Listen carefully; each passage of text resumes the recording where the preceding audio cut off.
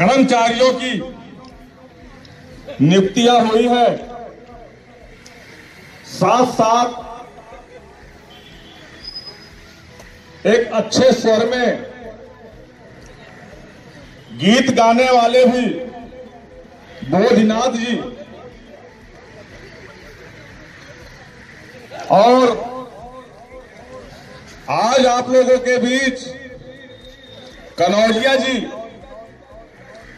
जिन्होंने सुर दिया, आप सभी लोगों ने सुना, लेकिन इन पदों का और कलाओं का जो मोल होना चाहिए, उस मोल के हिसाब से हमारे कर्मचारी साथियों को वेतन नहीं दिया जा रहा है।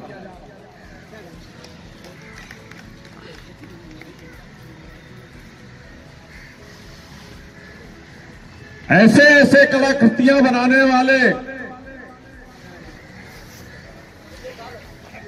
पदों की नियुक्तियां की गई हैं कि जिनकी नक्काशियों को देखकर हर भारत का वो नागरिक मोह जाएगा कि वाकई में किसी कलाकार ने पत्थरों को तराश करके किसी आकृति को आकार दिया है।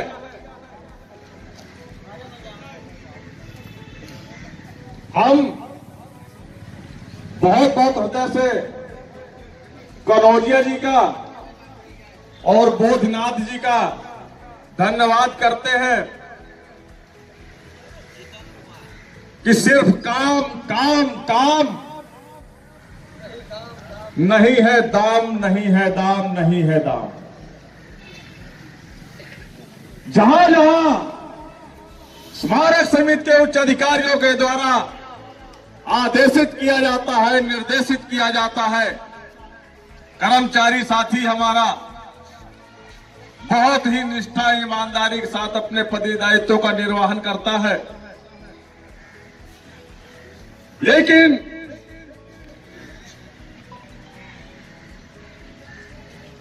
विभाग में बैठे हुए वो उच्च अधिकारी महोदय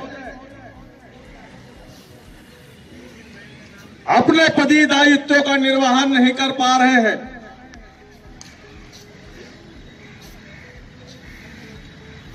जो उनका दायित्व बनता है कि अपने विभाग के कर्मचारियों को जो भी उनकी मूल समस्याएं हैं, उनकी समस्याओं का निस्तारण करना चाहिए। लेकिन उससे हमारे अधिकारियों का कोई फायदा होने वाला नहीं है। इसलिए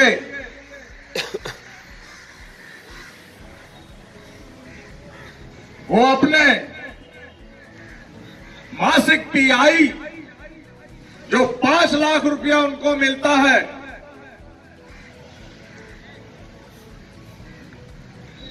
उस पर ध्यान देते हैं कि मुझे ऐसे कौन कौन से खर्च कागजों में दिखाना है जिसका मुझे हिसाब देने में आसानी हो, खर्च न करना पड़े। जो आया है अपना पेट भरने का काम किया है केवल।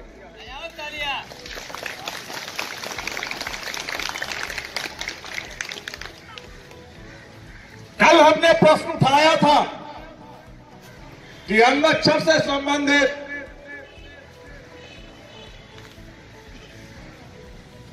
जो भी कार्य आते हैं मेंटेनेंस के नाम पर,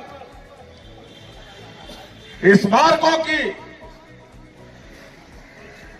धरोहरों पर जो पत्थर गिर जा रहे हैं,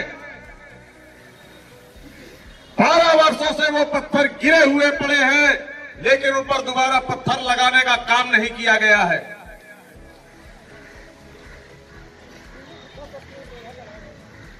रजिस्टरों को उठा करके अगर जांच करवा लिया जाए,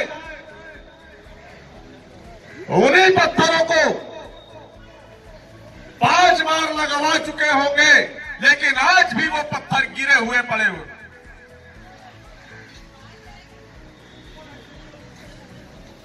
जो हमारे स्मारक समिति में एंट्री के गेट हैं, वो सुचारू पूर्वक चल नहीं रहे हैं, वो जाम हो गए हैं या पिलर से वो डैमेज हो गए हैं। लेकिन सच्चाई अगर कागजों में जांच करवाई जाए तो 6 महीने में उनकी ग्रीसिंग और मेंटेनेंस का कार्य दिखाया जाता है। हम निरंतर आज 39वां दिन है, संघर्ष कर रहे हैं, कड़कड़ाती ठंड में बैठे हुए हैं, लेकिन शासन में बैठे हुए उच्च अधिकारियों के कानों पर जू नहीं रेंग रहा है। हमारे नियुक्ति प्राधिकारी महोदय जी का कुछ पता ही नहीं चल रहा है कि आप हमारे स्मारक समिति के सदस्य सचिव महोदय हैं, आपने भी अपने पदीय दायित्वों का निर्वहन नहीं किया है।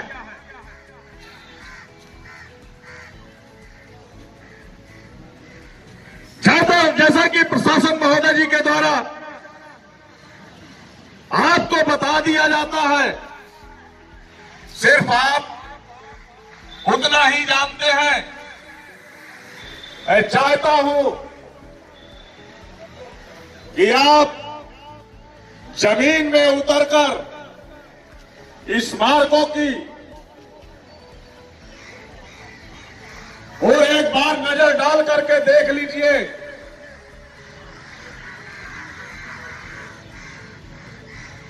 किस तरीके से हमारे विभागीय उच्च अधिकारियों ने 10 से ज्यादा पत्थर हालत कर दी है।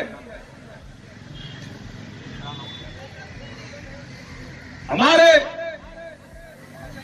साथियों के साथ जो खिलते हुए मुस्कुराते हुए चेहरे नियुक्त किए गए थे, 12 वर्षों में आपने उनको बूढ़ा बना दिया है। यदि समय से हमारे कर्मचारी साथियों को हमको उन्निश्चित वेतनमान का लाभ 2016 में 7th पे कमीशन का लाभ आया और समय से दे दिए होते, तो जो हमारे साथी समय से पहले बूढ़े हो गए हैं, शायद आज वो जवान दिखते, स्वस्थ दिखते। इन 40 दिनों में हमने अपने स्मारक के साथी 4 साथी खोए हैं। 4 साथियों की आकस्मिक मृत्यु हुई है। आज भी हमारे एक साथी की आकस्मिक मृत्यु हुई है, जिसका नाम धीरू, सुपरवाइजर के पद पे बादलपुर ग्राम गौतम बुद्ध नगर में नियुक्त थे।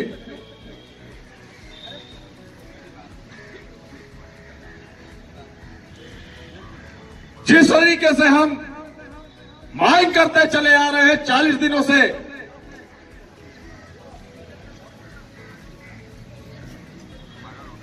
कि 167 कर्मचारी हमारे खत्म हो गए हैं, उनके परिवार को सेवा का लाभ दिया जाए। 167 से आज 171 कर्मचारी हो गए हमारे। इन 40 दिनों में 4 कर्मचारी हमने खोए हैं अपने साथियों को।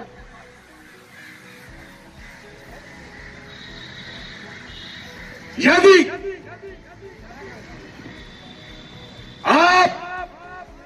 हमारी मांगों में यथास्थित का शासनादेश नहीं निर्गत करते हैं, ठीक उसी प्रकार मैं इस खुले मंच से कह रहा हूं कि जैसे अपर्णा सरकार भौमिक प्रेग्नेंट हुई तो प्रसूति अवकाश लगा। मैं चाहता हूं कि आज कोई प्रबंधक मरे तो यथास्थित लागू हो।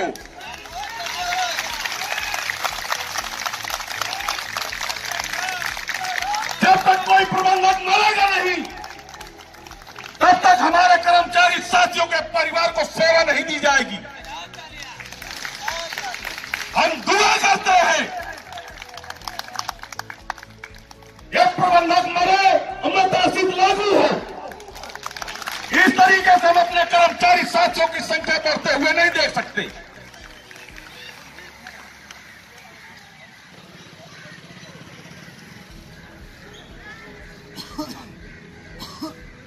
हम धैर्य बना करके बैठे हुए हैं, हमको सुना नहीं जा रहा है। माननीय मुख्यमंत्री महोदय जी को मैं ये बताना चाहूंगा कि हमारे मांगों पर विचार कर लिया जाए। जिस दिन हम सड़कों पर उतर गए तो लखनऊ में त्राही त्राही मच जाएगी। चलाइएगा आप लाठियां, देखते हैं आपकी लाठियों में कितनी दम है। भेजिएगा जेल, आपकी जेल में कितनी जगह है मैं बताऊंगा आपको। आवश्यकता पड़ेगी जैसे आज सफाई कर्मचारी महासंघ के राष्ट्रीय अध्यक्ष आकर के हमको समर्थन देकर के गए कि जिस दिन आवश्यकता पड़ेगी आप हमें बता देना। पूरे प्रदेश का कर्मचारी विधानसभा की ओर कूच करेगा।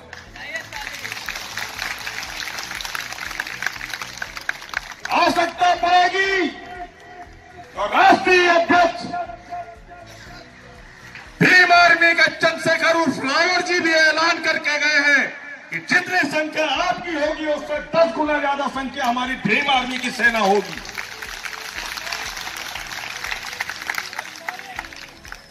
हम चाहते हैं कि हमारी मांगों पर विचार करके शासनादेश निर्गत कर दिए जाए। हम गणतंत्र दिवस 75वें गणतंत्र दिवस को मनाते हुए अगली रूपरेखा तैयार करेंगे। हम विचार करेंगे 30-31 जनवरी तक हमारे शासनादेश निर्गत नहीं होंगे तो हम निर्वाचन का भी कार्य बहिष्कार कर देंगे। आने वाले लोकसभा चुनाव को बहिष्कार कर देंगे।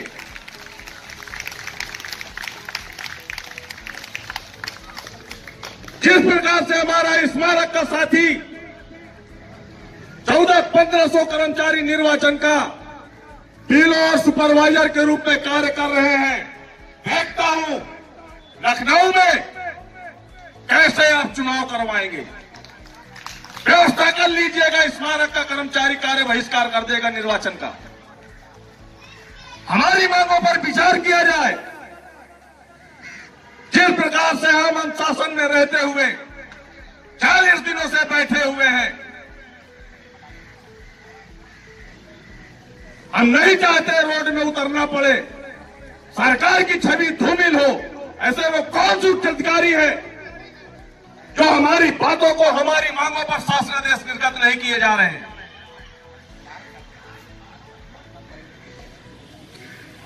चालीस दिनों में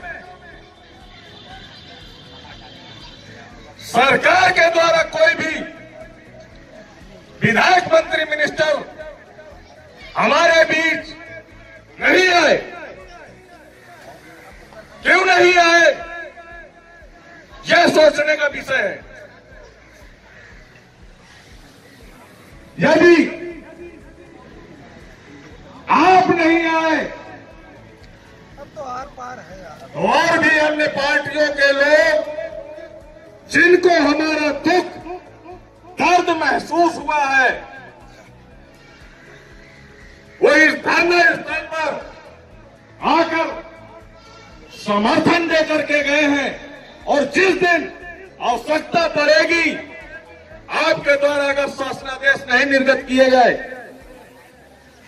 तो हम अन्य पार्टियों का भी सहारा लेना शुरू कर देंगे।